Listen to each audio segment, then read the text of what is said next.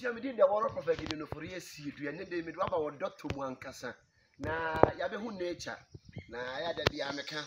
yedu ba bia nature wa ya se ye kire na hunu nyame abode pa eye nua mienu na akabom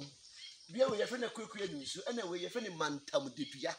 ena bia we no na bia ho no se osi hɔ a age onya dua bi ni wa manche wo no ansa no de nunu ayeden aba eye spiritual tree ikitatumi pam se wo ye wo bi ade ana wo ye wo bi bone na odo repen tro wo di mako nsia ka ho e de be hyedua yi mu a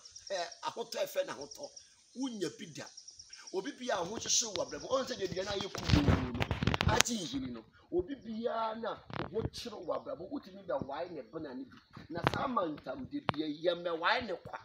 because e dua spirit ye den etim nature that no na de ban it here enti ono no onye dua ansa na wa ye den onye dua ansa na wa manchem ho enti we ye fa na kokoro ni nsuo ena we eye mantem de dua no wanso mu nyina ye den akabom aye baako ena mu si wo no enti we akire tumi obi bia wo pe authority obi bia wo pe power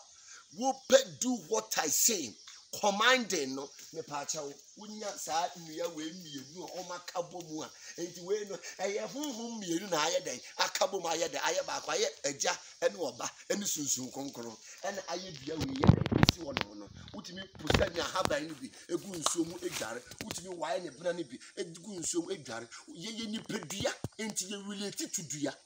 And he said, "We Sam was back to sender. We be caught to a duro. Me patrol the bread. Tronidian after Fakosha, Fakosha,